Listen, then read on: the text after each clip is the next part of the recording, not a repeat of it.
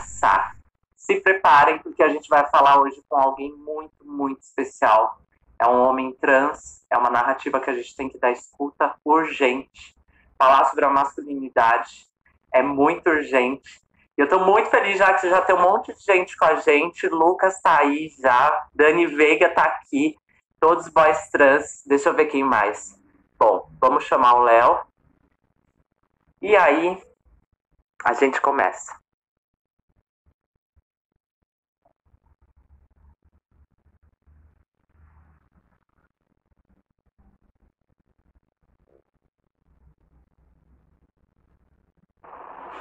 Cadê? Hola, ¿qué tal? ¿Qué tal? Como vamos?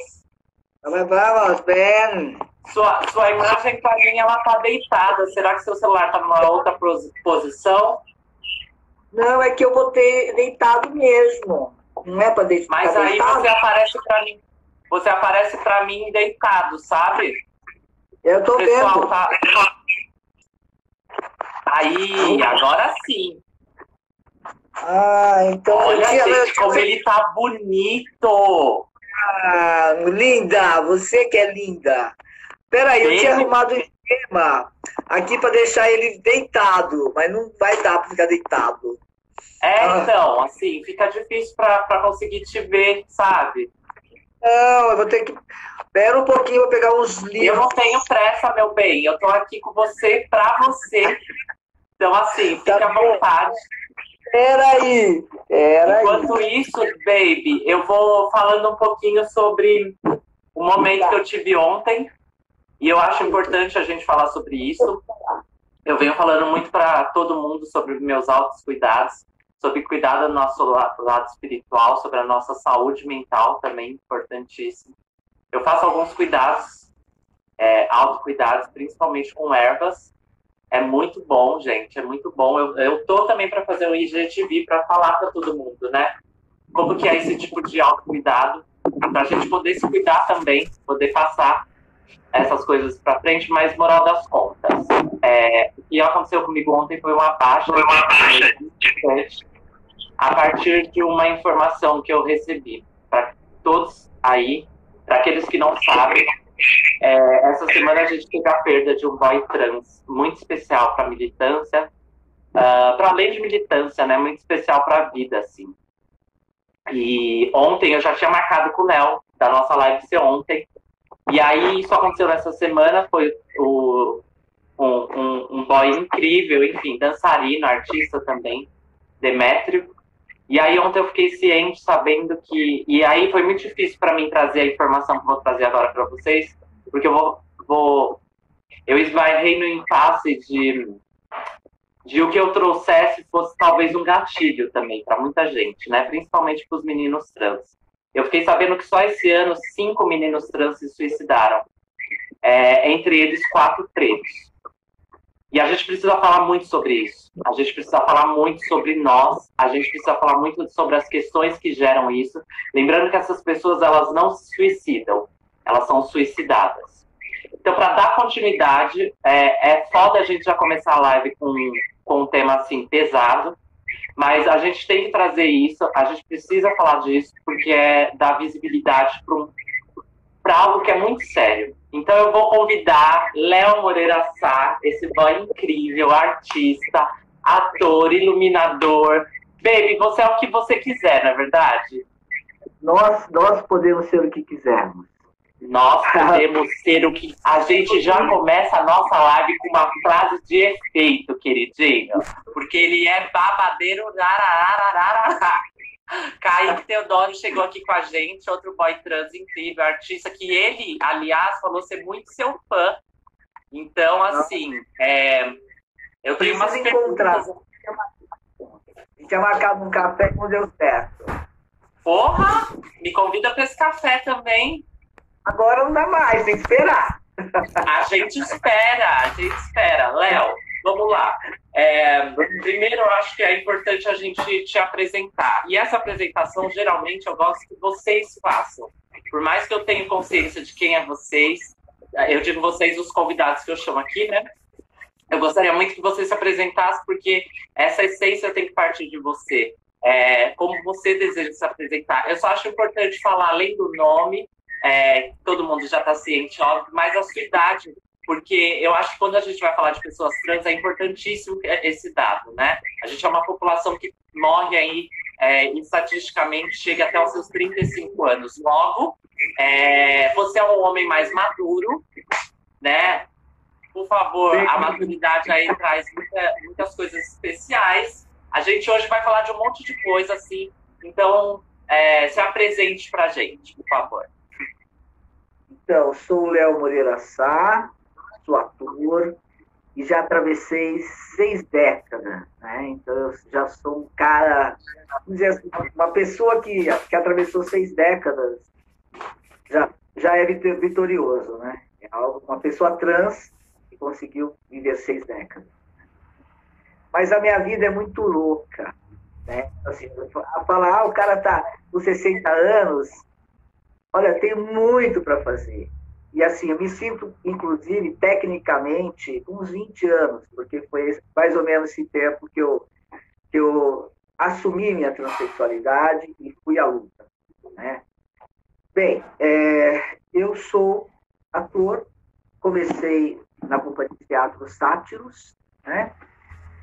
Como técnico de iluminação, mas imediatamente já entrei numa peça. Então, eu entrei em outubro de 2009 na Satirianas. 3 meses depois eu estava em Hipótese para Amor à Verdade. Então, quando as pessoas falam que eu sou iluminador, não, eu sou ator.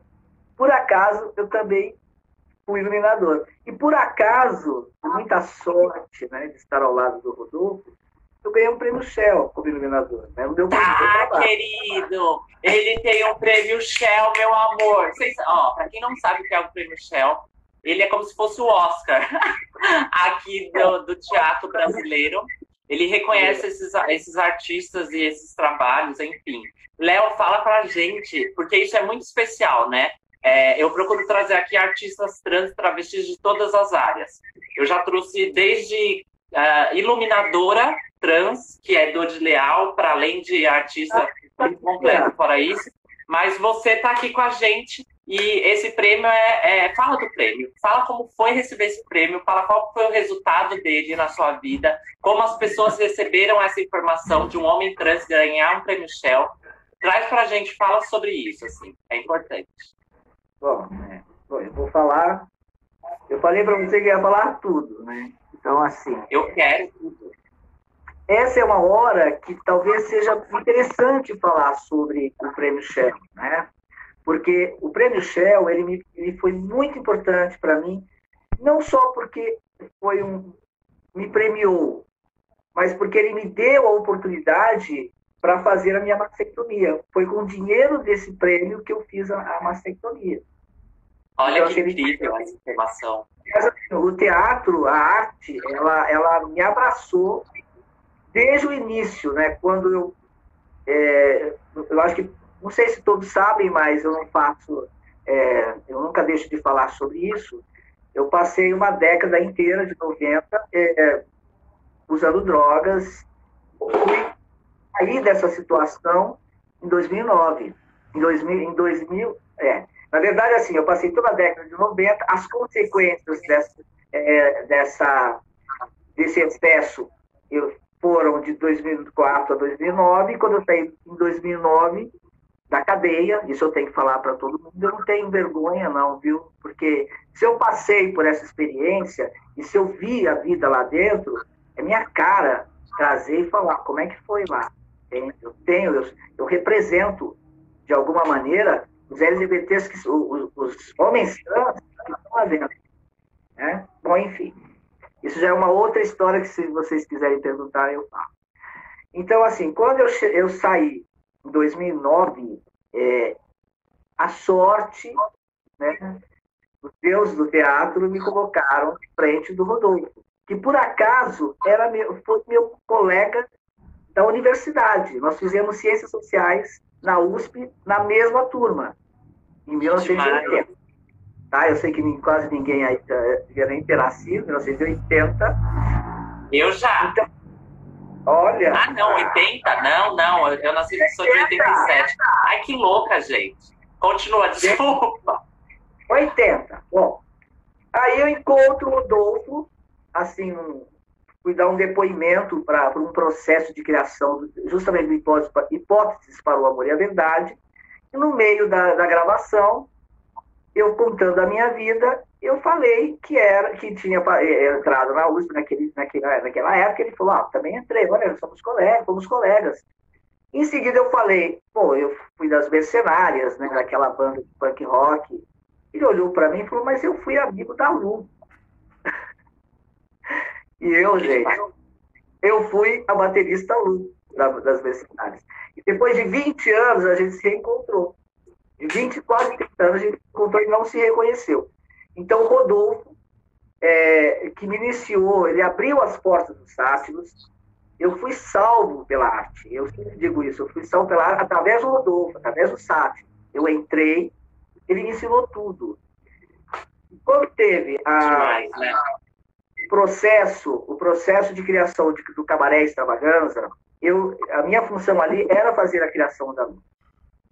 Eu estava, inclusive, no primeiro semestre da SP, Escola de Teatro, no curso de iluminação. Então, quando teve a primeira reunião, Cabaré Cabaré tinha uma proposta futurista, que era o homem ciborgue, que tem as suas próteses, né, que é o celular, enfim, não pode mais viver sem as suas próteses eletrônicas. E eu peguei uma proposta que eu achava que tinha tudo a ver, que era o LED. Né? O LED, naquela época, não era tão usado. Então, eu comprei, lá na Santa Efigênia, eu comprei meia dúzia de LEDzinhos mesmo, assim, a lampadinha. Sim. Comprei as bateriazinhas, e aí eu colocava o LED na bateria, passava uma fita e colava no rosto dos atores. E assim, iluminando o olho, iluminando a boca, iluminando uma testa, e aquilo, todo mundo amou aquela ideia. Então, esse conceito... Inovador, né? Então, esse conceito da luz independente, dela estar ali junto com o ator, né, atuando praticamente, que levou... Uma luz real em movimento, né, Léo? Sim, ela estava lá atuando. Bom, enfim, a partir da minha proposta, o próprio elenco fazia já a sua cena trazendo a propostas de iluminação. Por exemplo, o Fábio e a Cléo Pares usaram 2 lanternas, coisa mais linda. Então, assim, toda a parte audiovisual foi feita completamente pelo Rodolfo. Mas a outra parte, que era as lâmpadas tradicionais, com os refletores, nós fizemos juntos, e eu tratei aquilo como um filho.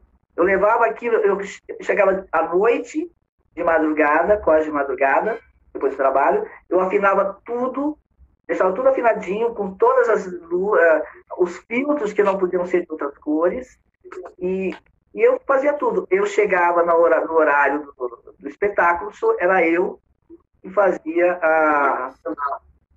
também a operação da máquina. E ainda, por cima, fazia uma cena, que era a cena digital que eu pedia dinheiro para fazer minha mastectomia. Maravilhoso!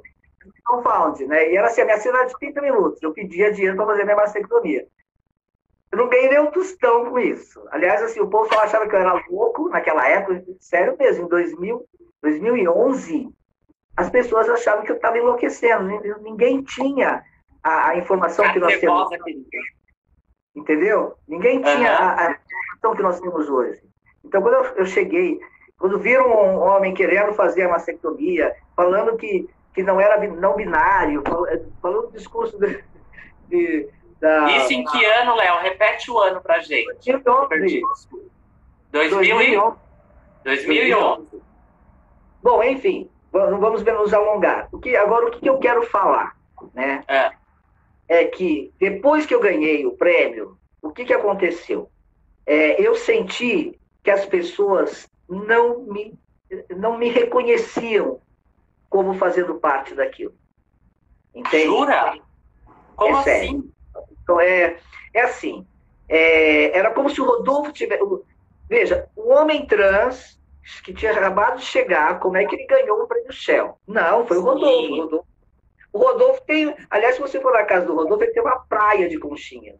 Eu já fui na casa do Rodolfo e eu já vi essa praia de conchinha. Para quem não sabe, gente, o troféu Shell, ele é em formato de uma concha. Sabe a concha da Shell mesmo? Que é a marca Shell, né? O posto Shell, enfim. É aquela concha, é o formato do prêmio. Continua. Ou seja, você está falando sobre a invisibilidade do seu corpo e do seu trabalho pelo fato da sua corporeidade trans. Exatamente. Não é isso? Então, veja bem.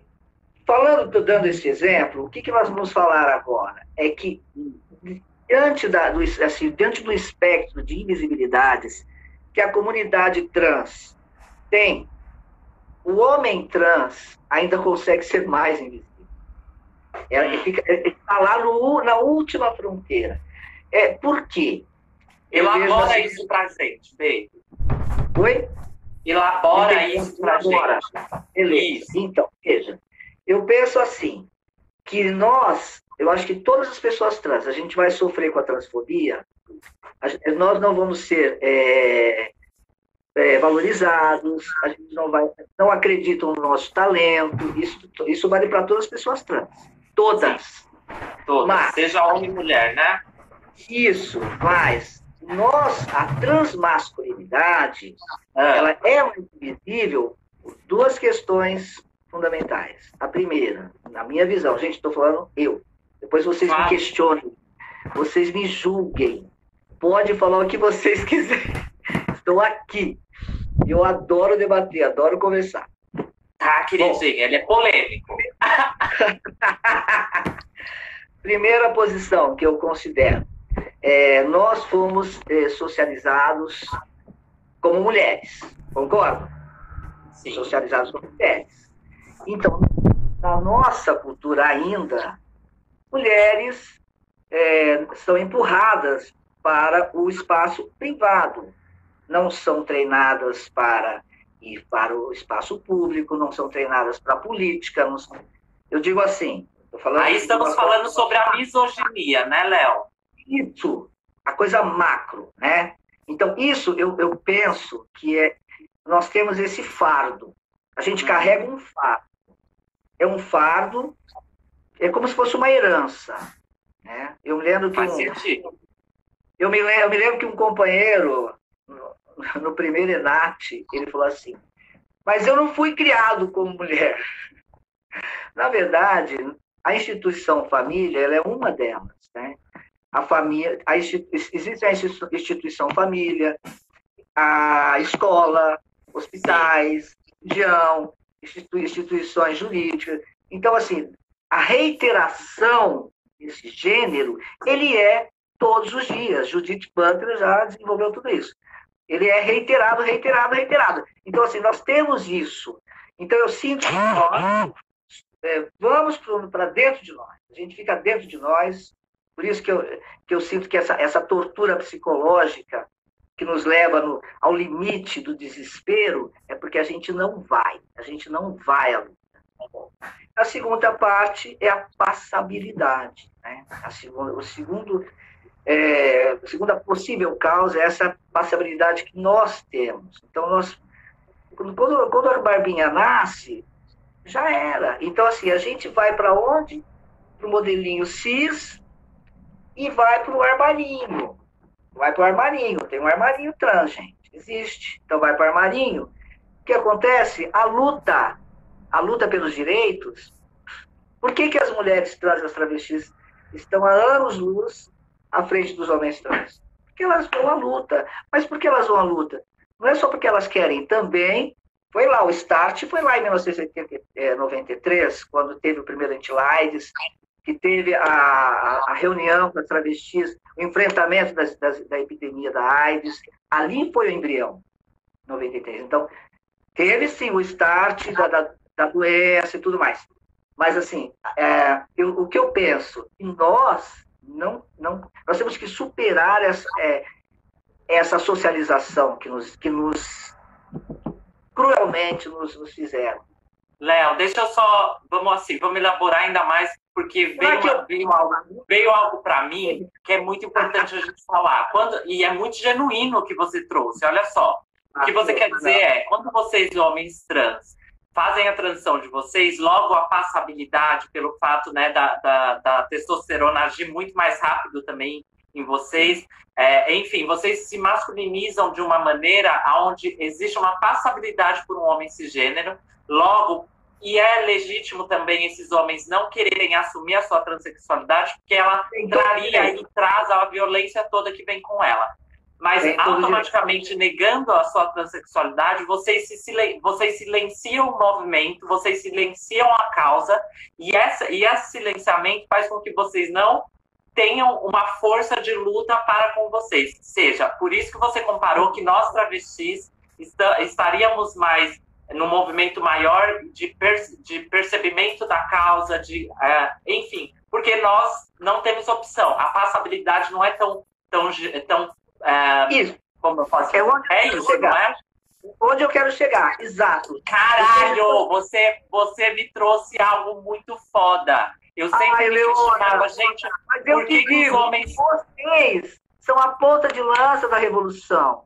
Vocês se expõem de uma forma ou de outra. A identidade corpórea de vocês é a sua bandeira, é a bandeira de luta. Nós, quando eu falei... piada, que incrível isso, assim, é uma clareza que você tem. Quando eu falei em 2015, no primeiro Encontro Nacional de Homens Trans, que nós tínhamos que superar, a gente tinha que renunciar ao status do modelo homem cis, eu quase fui apedrejado. Mas por isso que eu não sou muito bem visto no movimento social. E ainda falo que eu não sou ativista. Eu sou ativista. Eu sou, aliás, ativista histórico. Desde os anos 80, eu estive no embrião do Somos, no começo do movimento LGBT, eu estava lá. Então eu sou sim, eu acredito que o movimento de homens transmasculinos ele tem que estar ligado intrinsecamente à luta das mulheres. Nós não somos protagonistas, mas nós temos que estar aliados ao feminismo. Só o feminismo pode desconstruir esse homem. Concorda? Caralho, assim. Palmas, plateia! Isso é maravilhoso. Eu tive uma epifania aqui, como o Dani Veiga acabou de escrever assim. Eu tive a mesma epifania quando ele me trouxe isso. Espero que vocês, baby, todos os meninos trans que estão aqui, todos aqueles que vão acessar esse material, porque eu estou salvando ele, agora fica salvo forever na nossa no IGTV, e para além disso eu também estou salvando e esse material vai de alguma forma virar um documentário, enfim, alguma coisa eu vou fazer com ele. Você já autoriza, Léo? Super autorizo, você está arrasando, minha querida amiga de apresentadora translinda, trazendo só questões incríveis, pessoas incríveis, e é isso que é importante, trazer a informação. Eu acredito que é assim que nós combatemos. Se a nossa comunidade tiver informação, ela tem armas para lutar contra a opressão, para lutar contra o desespero, contra a depressão, contra qualquer coisa. Eu tive a sorte, né? Eu acho que você também. Poucas pessoas trans tiveram sorte de entrar numa universidade. Então, eu fui lá, com 20 anos, eu estava lendo Jean-Paul Sartre, Simone de Beauvoir, eu estava lendo Derrida, Deleuze, toda a escola de Frankfurt, li Marx, lógico, ainda considero materialismo histórico a única forma de se entender, se aproximar da verdade, do mundo. Então, quando você entende esse jogo de poder e você vê que você está ali, que você é o oprimido, você consegue, você entende que você tem que ir para a luta. Então, a informação ela tem que chegar. Ou seja, Léo, assim, primeiro de tudo, eu quero mais uma vez registrar, você é das pessoas hoje no movimento mais importantes a se falar. Porque eu, em particular, quando se fala assim, eu conheço o seu trabalho há muitos anos, né? Eu te conheço há muitos anos, eu te assisti em Lou e Léo, para mim foi catarse assistir aquilo, e eu me recordo que isso a gente vai falar lá para frente sobre a relação transcentrada que você já traz nesse trabalho. Lou e Léo é de que ano? 2013. 2013, então. 2013. Eu acho que eu assisti Lou e Léo talvez em 2014, por aí, enfim. Faz muitos anos que eu já conheço você. Inclusive, eu conheci você e, para mim, você era mais referência do que o João Nery, por exemplo. Porque o João Nery, ele não chegou para mim de nenhuma forma, assim. O João Nery, eu fiquei sabendo sobre ele, assim, sei lá, 2016, talvez. E isso não é uma comparação, porque longe de mim, aliás, a gente precisa falar também sobre esse lugar de comparações, que esse sistema normativo e perverso, porque isso é perversidade, de fazer comparação entre nós, pessoas trans, é sobre perversidade que eu estou falando, né? Entre nós, mulheres, isso acontece muito, só que essa rede de afeto que a gente vem criando já há alguns anos, ela é muito forte. E faz muito sentido o que você trouxe. Agora eu quero, então, começar a falar, já que a gente entrou nesses temas, você já trouxe pra gente que você já foi preso e tudo mais, a gente vai falar disso também. Mas só para pontuar, você foi invisibilizado quando você ganha num prêmio, um dos maiores prêmios, se não o maior prêmio do teatro brasileiro, né? Enquanto um homem trans, porque também tinha um homem cisgênero branco, enfim. Rodolfo, ele é muito conhecido, né, gente? Para quem não conhece, é o diretor, autor também dos textos, dramaturgo da Companhia Os Sátiros, uma das maiores companhias também do Brasil, se for se falar, uma das mais premiadas do Brasil, sim. Fala pra gente, Léo, então, sobre... Já que eu falei de Lou e Léo é um espetáculo muito interessante, né? Você trouxe essa questão da sua vivência transcentrada lá atrás. Fala um pouquinho pra gente. Desculpa esse... Não. Para todos nós. Obrigada, para todos nós. Diga, falar de Lou e Léo? Lou e Léo, assim, porque foi um texto muito legal escrito. Ele foi escrito só por você? Como que é? Me fala tudo que você puder falar sobre Lou e Léo, porque é um espetáculo muito interessante. Então, Lou e Léo foi assim, eu tenho muita coisa escrita, né, que até hoje eu não publiquei. Eu tenho que tomar vergonha na cara e escrever esse livro definitivamente e publicar, nem que seja num blog. Eu acho. Né? Então, aí eu juntei alguns textos que não eram dramatúrgicos, textos literários que eu tinha escrito, e eu tive uma ajuda de um profissional que me ajudou na formatação do projeto. Entrei no edital LGBT 2011, tá? Ganhei. Ganhei. Ele é ineditismo mesmo. Oi, produção.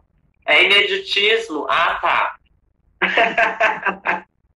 Ganhei esse prêmio. Aí eu convidei eu primeiro convidei o Rodolfo. Falei, Rodolfo, você não vai entrar? O Rodolfo, ele parece que ele tá ligado no 220. Não, agora não posso falar. Não. Léo, eu tô ensaiando, Léo. Então, assim, eu falei, tá bom. Então, liguei pro Nelson, que eu tinha encontrado justamente no Prêmio Shell, que ele tinha ganho o Prêmio Shell de melhor direção por Luiz Antônio e Gabriela, né? Sim. Consegui o telefone dele, estava lá no Facebook dele, liguei e falei, cara, é assim, assim, assim. Você quer? Ele imediatamente disse sim. Eu falei, caraca, meu, maravilha. Para quem não conhece também esse diretor, ele é bem incrível, ele tem uns trabalhos de direções incríveis, ou seja, o Léo está rodeado de pessoas, de aliados, né? Super bacanas, continua. Eu tive a sorte, assim, na verdade, de ter essas pessoas do meu lado, de eu conseguir fazer parceria com pessoas incríveis, sabe? Me ensinaram muito. Então, assim, o Rodolfo, ele me ensinou tudo o que eu sei de iluminação e de artes no palco. Do palco, tudo. Ele é meu pai, eu chamo ele de pai, inclusive. Eu não sei se ele gosta muito. Ele, inclusive, que me deu meu nome, Léo Moreira Sá, foi ele quem me deu. Ele que deu o nome Léo Moreira Sá. E ele ainda falou, olha, eu dou sorte quando eu dou nome, hein?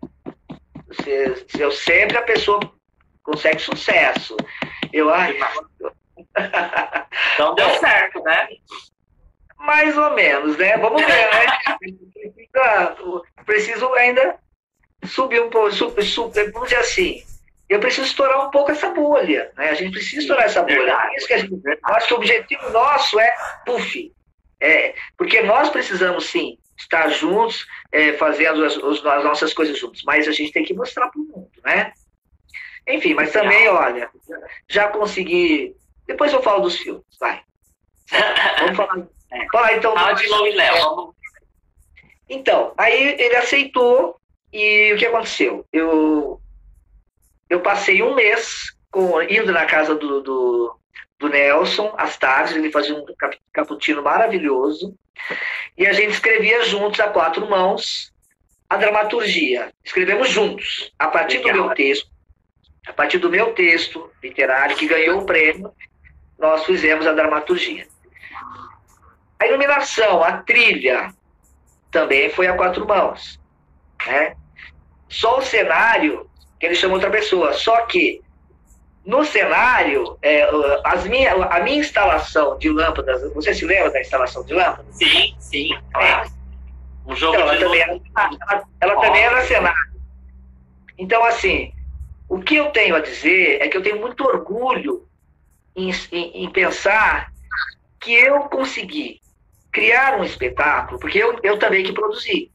Claro. Criar um espetáculo, um homem trans, ser protagonista da sua história, atuar no palco, fazer a dramaturgia, cenário, iluminação, trilha sonora, sabe? E ficar um ano em cartaz. Em 2013, levando um tema que ninguém entendia. Mesmo lá no ambiente libertário do teatro, 1000 vezes eu sofri transfobia, até mesmo inconsciente, não era consciente, era aquela transfobia estrutural. É aquilo que eu falo. Para nós, homens trans, o que acontece? Ela não é direta, ela não é, né? Você passa na rua, uma travesti passa na rua, é aquela pá, né? Para nós não é direta. Quando a pessoa sabe que eu sou velado, né? Eu faço questão sempre, em todo lugar que eu vou te falar que eu sou homem trans, assumir isso, existe vamos dizer assim, uma condescendência, uma negligência, uma indiferença, um deboche, uma ironia, que não precisa ser dita, está no olhar, tá na forma como te traz o tapinha nas costas, entendeu? Léo, posso fazer uma pergunta para você refletir ainda em cima do que você está falando, sobre a questão do falo, né? Por mais que vocês tenham essa passabilidade masculina, a gente vive numa sociedade muito falocêntrica, né? E é isso que legitima o homem, né? É o falo. Então, eu queria que você elaborasse também em cima disso que eu trago agora. O que você tem a dizer? Olha, a passabilidade, ela é realmente uma faca de 2 gumes, né? Vamos dizer assim, ela tem 2 lados. Ao mesmo tempo te dá mobilidade social, te dá uma teórica proteção contra a transfobia, né? Porque a sociedade está te lendo como homem cis, né? Quando você deixa, quando a sua transexualidade vem à tona, tudo isso vai abaixo. E você se expõe à violência. Eu passei, se você quiser, depois eu conto uma história que ficou bem claro isso. Então, assim, nós estamos numa sociedade, numa cultura que é machista, falocêntrica. Claro, o símbolo de poder é o pau, é o pênis. Se você não tem amigo, você não é homem. É isso que a sociedade fala. É isso. Então, nós nunca somos vistos, a partir do momento que uma pessoa cis sabe que eu sou homem trans, ela nunca mais vai me ver como homem. Ela vai me ver como mulher. Claro. E vai me tratar, e ainda por cima os caras ainda vão pensar como é que essa pessoa ousa, né? Então, é complicado. Então, aí a Léo, e você acha... Ah, não, desculpa, continua, perdão. Não, pode falar. Eu ia perguntar assim, como a gente está falando sobre isso, né, tem um lugar, principalmente no tempo que você surge, né, que você traz essa luta sobre a transexualidade, a masculinidade nesse universo da transexualidade, naquele tempo muito era patologizado, né, as pessoas trans, ou seja, éramos tratados como doentes, enfim. Você já sentiu que algo sobre, até na sua profissão mesmo, assim, inserido dentro da arte, houve já algum tipo de transfobia nesse lugar, assim? Com certeza, inclusive desde os sátiros, assim, inclusive é muito engraçado que quando, na época do lançamento do Cabaré, eu me lembro de uma pessoa que estava no meio daquelas que me julgavam louco, doente. E hoje assume a sua transexualidade, a sua não binaridade. Fechou? Continuamos. Veja, Luí Léo, ela foi... Eu tenho muito orgulho de Luí Léo, porque ela foi fundamental para mim enquanto ser humano. Né? Eu sou um ser humano muito melhor depois do Luí Léo. Porque eu vivia todos os dias as minhas feridas. Eu enfiava a mão naquela ferida. Eu trazia os meus fantasmas. Era uma catarse todos os dias. E eu agradeço ao Nelson, se estiver aqui ouvindo, obrigado por todas as chicotadas que você me deu. Obrigado. Porque eu aprendi, não precisava ser assim, mas se foi assim, obrigado, porque eu aprendi a ser ator. Eu não era um ator. De fato, o Sátiros, o Rodolfo, ele é o mestre da cena. Você vê diretor da cena, não diretor da cena, cara, você olha aquela cena assim, você fala, como é que o cara fez aquilo? Agora, a atuação não ele não tá nem aí. Ele bota não ator, tá? Uhum. Então, eu aprendi a atuar com o Nelson. Né? Foram 3 meses de processo criativo que todos os dias eu chorava. Eu chorava. Por quê? Porque eu tinha que... Eu chorava, ou eu era no meio da cena ou era depois. Porque era muito difícil. E o Nelson falava, você não pode chorar. Ele tinha toda a razão, você não pode chorar. Sabe por quê? Você tem que fazer o público chorar, você tem que fazer arte. Aprende. Isso foi muito importante para mim. Bom, mas assim, o que eu posso falar da análise que eu faço hoje, da época, inclusive, a gente teve muitos conflitos, eu e o Nelson. O Nelson é um homem cis, branco, machista, ele vai falar que não, mas ele é. Então, assim, eu confiei plenamente no artista, mas o diretor ele vem com a sua posição subjetiva, é a visão dele de vida. Sim. Tá?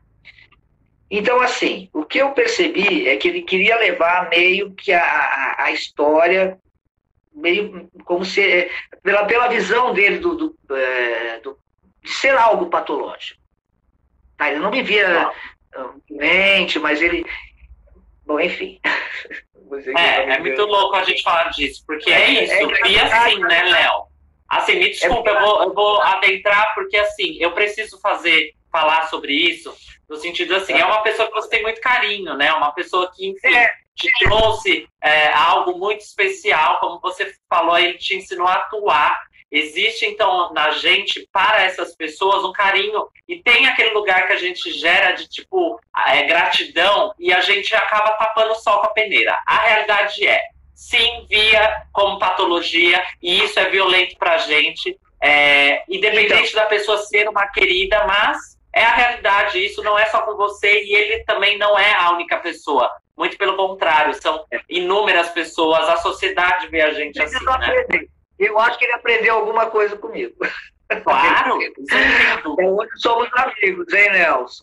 Bom, inclusive o Nelson me levou na terapeuta dele, né? Que ele tinha uma terapeuta lacaniana, né, gente? Eu não sei se vocês sabem, o Lacan, ele vê a transexualidade como uma esquizofrenia, né? Se ele que a te pessoa leva é partida no meio, né? Então, quando a pessoa é partida no meio, né, você pensa Luiz Léo, né? Enfim. E aí, tem algumas cenas, hoje, por exemplo, eu não quero mais fazer Luiz Léo. Eu acho que Léo, ela cumpriu ela cumpriu a sua função naquele momento pioneiro de trazer a questão da transmasculinidade num espetáculo de qualidade. Né? Ela teve a crítica gostou, a gente estourou a bolha, foi para o Estadão colocou numa semana como uma das melhores peças de uma semana, para depois de duas. Teve reportagem da Folha, enfim, estouramos a bolha. A gente jogou esse tema, né? A gente abriu esse tema nas artes. E assim, eu fico muito feliz de ter sido talvez o primeiro homem trans, né, a atuar e levar a minha vida ao mundo. Bom, enfim, e aí o que aconteceu? Eu vendo hoje Luiz Léo, eu vejo pelo menos três cenas, porque assim, a direção dele, eu saquei a direção dele. Eu falei, pô, cara, não tem jeito, ele é o diretor, eu não vou poder, já era.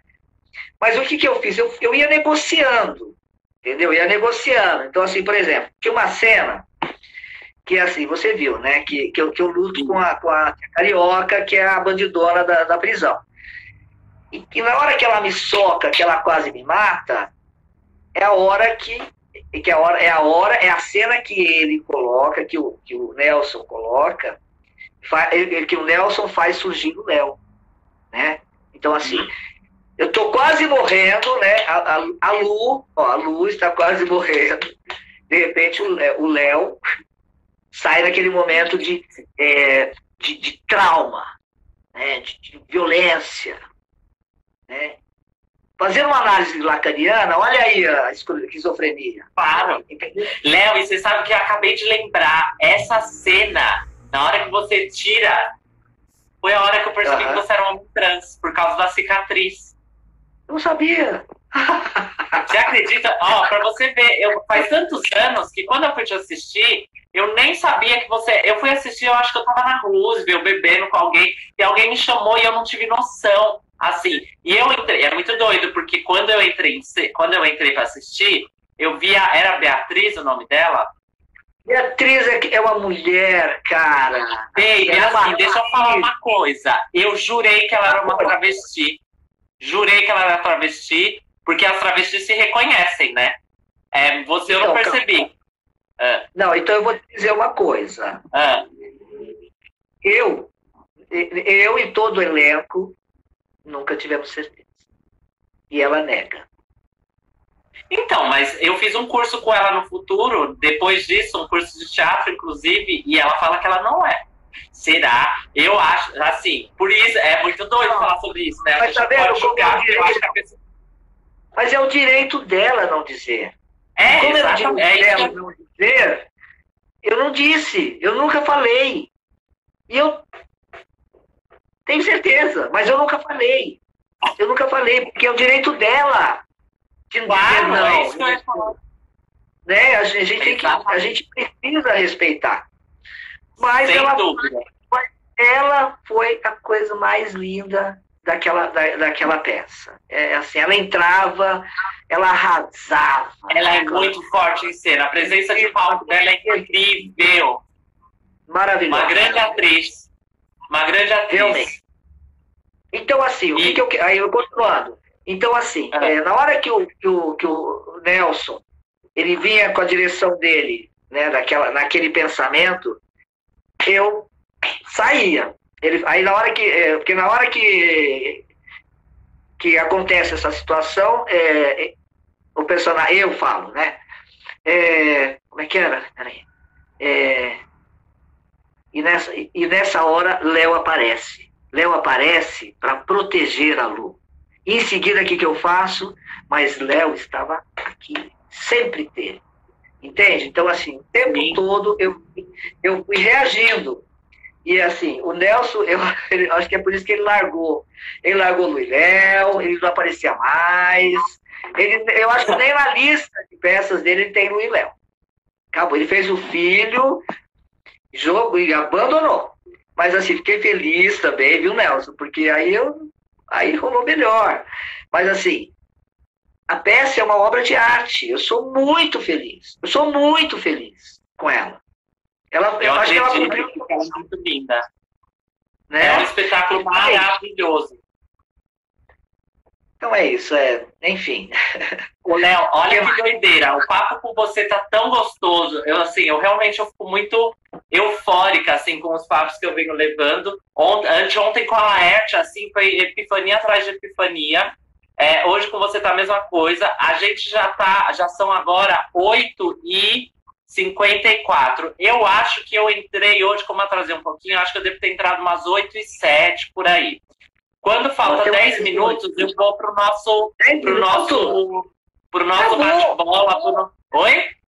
Acabou. Deixa eu só responder aqui. Não, ainda não. Calma, a gente ainda tem tempo, porque eu entrei, era umas 8h07, por aí. Então a gente ainda tem um pouquinho mais de 10 minutos. Mas eu não posso deixar de fazer o bate-bola, bate-cabelo, bate-boca com você, que é a nossa rapidinha. Agora, antes de ir para isso... Oi? Eu fico nervoso. Sério? Não, relaxa. Não precisa ser rápido, o que é importante é você ser verdadeiro nas respostas, sabe? Não precisa ser rápido, assim. O que eu mais quero é que você responda da alma, assim. Enfim. Agora, antes disso, eu pedi para alguns boys trans, né? Indiquei que a gente ia se falar para estarem aqui com a gente. Inclusive, todos eles estão. Eu quero dizer para vocês, meninos, que eu amo vocês. Vocês fazem parte de uma luta que a gente necessita que seja grandiosa, porque eu venho falando há já anos sobre a invisibilidade de vocês, assim. Todos os trabalhos que eu faço, eu procuro ter como inserir um corpo masculino transexual. E aí, o que acontece? As perguntas deles, todas, a gente já passou por elas, porque, enfim, você é tão genuíno que você acabou já falando, mas eu queria citar quem foi que perguntou. O Kaique Teodoro fez pergunta para você, ele falou, a primeira seria sobre qual a maior dificuldade e desafio no mercado que ele encontra ou já encontrou sendo um homem trans. Já falou sobre isso, né? A segunda é por que atuar, o que isso significa para ele. Ou seja, você também já falou sobre que o teatro te fez surgir, né? O Léo, enfim, tudo mais. O Dani Veiga, aí o Kaique ainda pergunta, a terceira é como a arte esbarrou com a identidade dele, como foi esse processo, enfim. Também tá tudo já lá quando você traz tudo isso. Aí o Dani Veiga, maravilhoso, estamos escrevendo um texto juntos, com esse Dani, tô impactada com ele. Ele queria saber sobre a invisibilidade do homem trans na arte, enfim, né? Já falamos também. E o Lucas Romano, lindão, músico maravilhoso. Deixa eu só fazer um parênteses. Eu gostaria de propor a você, Leona, uma coisa mais para frente. Eu e o Dani e o Lu, nós estamos elaborando um outro manifesto que diz respeito a artistas transmasculinos, tá? Então a gente queria, não sei se seria possível nós virmos aqui na sua live e fazer esse manifesto. Não sei, o que você acha, Dani? Eu acho maravilhoso. Ai, gente, fiquei emocionante. Não é nem emocionada, fiquei emocionante. Porque eu acabei de receber um convite maravilhoso. Inclusive, eu tenho um acordo a fazer com todos vocês, meninos homens trans. Só um momento. Mas aí deixa eu só finalizar que o Lucas Romano, que é um boy incrível, lindão. Eu também. Todos esses eu já falei com eles aqui no meu canal, viu? E aí o Lucas Romano é um músico. Ele falou assim. Cadê? Queria saber como foi para ele transicionar sendo de uma geração anterior. Você nem tivemos tempo de você aprofundar, mas pelo que eu entendi, você faz a transição a partir do teatro. Você falou que você foi preso. Eu queria muito, talvez, que a gente conseguisse falar disso rápido, como foi, mas você foi preso antes da transição, é isso? Não, é assim, eu sempre fui essa pessoa, sem barba. Então, eu sempre fui um homem trans. Assim, eu tinha poucas características secundárias do sexo que se designa mulher. Então, minha vida inteira foi muito isso. A partir do momento que eu casei com a Gabriela, eu fui casado com uma travesti. Que era uma mulher maravilhosa. Trans. Travesti. Travesti, ou seja, em que ano vocês casaram? Em 96. Baby, a relação transcentrada já estava existindo lá, velho. E eu só descobri dessa porra maravilhosa, tipo, esse ano. Esse ano que eu descobri a relação transcentrada, Léo. Eu tive uma relação transcentrada esse ano e mudou minha vida. Eu tô assim, livre, liberta. Se joga, mulher. Não tem coisa melhor. Querida? Inclusive, estou solteira, viu, gente? Mandem cartinhas pra caixa postal. A louca, enfim.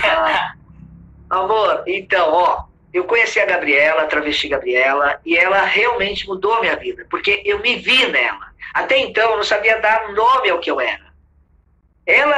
A gente se encontrou na cena gay, né, LGBT, ali dos Jardins, era lá no Massivo. Me falar do Massivo? Não, né? Massivo. Não.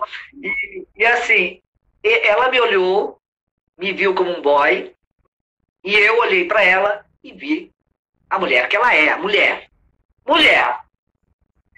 Depois de alguns minutos, passados alguns segundos, a gente começou a entender que nós éramos trans.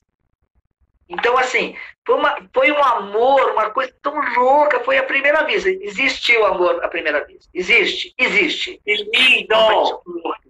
Louca. A gente se grudou, não desgrudou mais. Eu era casado com uma mulher cis, uma mulher linda, que era modelo.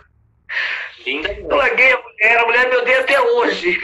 Me odeia até hoje, mas eu não consegui. Eu fiquei completamente apaixonado e fiquei 10 anos com a Gabriela. Então, o que aconteceu? Eu e Gabriela, a gente já usava cocaína. Só que quando juntou a fome com a vontade de comer e a cocaína no meio, fudeu, cara. A gente ficava 3 dias cheirando sem parar, até a última carreira, que a gente chamava de bela adormecida, porque a gente cheirava, não fazia efeito e desmaiava. Aí quando desmaiava, a gente dormia, acordava no dia seguinte e continuava. Foram 10 anos. Eu, sinceramente... É meio que um processo de suicídio, né, Léo? Assim, no sentido que são fugas, né? Foi uma trajetória suicida. Por quê? Ao mesmo tempo que eu conheci a Gabriela, que eu comecei a entender, eu não conseguia administrar. E como a gente já estava naquela vibe de loucura, a gente continuou. E era festa. Até o momento que, como era festa, não tinha como ganhar dinheiro, a não ser entrando no comércio da droga. Então, claro, eu pegava uma parte para mim, outra parte eu separava, dividia e vendia para os amigos. Aí vieram os amigos dos amigos, depois os amigos dos amigos, e cresceu, porque a minha era boa, que eu não misturava. E famosos, né? Famosos. A gente chegava, depois eu comecei a vender êxtase. A gente chegava assim nas casas noturnas, as portas se abriam assim. Faltava jogar um tapete vermelho para nós. Então a gente ficou famoso. Ou seja, o que te levou a ser preso foi, então, você comercializar a droga, não é isso? Com certeza.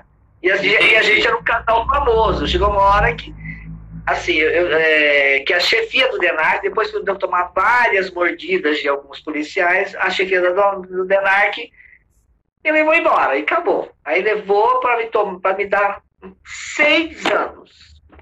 Eu primário. 5. E como eu sobrevivi lá? Eu me tornei professor de ensino fundamental. E lá eu larguei todas as drogas. Todas. Incrível. Eu não era do crime. Eu fui conhecer o crime lá dentro. E quando eu vi no que eu tinha me metido, eu falei, nunca mais. Por favor. Então, deixa eu falar uma coisa. A gente está muito com o tempo em cima. Eu, antes de terminar e até ir para o bate-bola, eu preciso falar uma coisa. E fazer. É pouco, não é? Que saco. É o sistema, né, bem? O próprio Instagram. Sempre sistema. Mas assim, eu preciso fazer um acordo com vocês, homens trans. O acordo primeiro que vocês assistam um documentário chamado O Silêncio dos Homens. Não sei se você já assistiu. Tem que assistir. assistir. Ele é 1 horinha, vou te mandar, você assista. Eu tenho contato com o Dig Franco, que é o idealizador da Casa Chama, para quem não conhece, dá um Google, mas é uma casa que a gente tem há 2 anos, está pensando sobre as pessoas trans, fazendo por elas, por nós, aliás, com a gente e os aliados. E aí eu estou pensando muito que a gente precisa falar sobre a masculinidade tóxica, logo a gente precisa falar dessa masculinidade que vocês, homens trans, precisam, porque vocês são urgentes para essa luta de acabar com o patriarcado, acabar com esse machismo todo que existe. Só que vocês precisam se conectar. Vocês precisam falar de vocês com vocês. Então eu vou propor ao Dig da Casa Chama para a gente abrir algum tipo de troca que possa unificar e trazer vocês para isso, para que vocês tenham espaço para a construção de algo que vocês vão descobrir. Não sou eu, Leona, que vou falar, porque eu sou uma mulher, não é o meu lugar de fala. Vocês que são machos que se entendam. Então, assim, não precisa me falar se sim, se não, é porque é uma convocação. E aí, a gente precisa ir agora pro nosso bate-bola, porque vai acabar em 2 minutos. Eu vou procurar ser rápida pra gente não ter tempo. Fala, meu amor. Não, tudo bem. Acabou. Praticamente. Mas eu queria que você falasse, assim, rapidamente, uma palavra. Uma palavra? Amor. Clichê, mas amor. Medo. Eu tenho medo escuro. Um artista. Pô, cara, eu tenho que falar o Buck Angel. Porque ele que foi... Uma sensação. Paz. Pecado.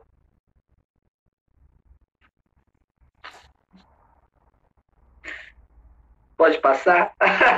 Pode. Uma mulher. Uma mulher? Angela Jolie. Ai. Gente, falei certo? Angela Jolie? Eu não lembro. Sim. Tá. Não, gente. Um homem. Eu acho que eu falei errado o nome da mulher. Não, tira. É mulher. Caterina Deneuve. Tá, é um homem. É uma moça. Um homem. Puta, tá foda, viu? Você sabe que eu tô num período muito gay, né? Então... Um homem agora, tem tantos. Sei lá. É um novo universo que eu estou... Ok, o homem, você. Eu mesmo, fala eu mesmo e já era, porque você é um homão da porra, entendeu? Exato. Léo, seguinte, obrigada. A gente precisa muito falar sobre a masculinidade, a gente precisa muito falar sobre os homens trans que já existiam nesse momento em que essa luta que a gente hoje tem, que é muito mais afrontosa no sentido dela estar sendo muito mais vista. E você tem 30 segundos para finalizar, porque eu te amo. Obrigada. Fala em 30 segundinhos. Olha, eu espero que nós, homens trans e pessoas transmasculinas, que nós nos deem as mãos, que a gente faça muitas trocas, que a gente vá à luta.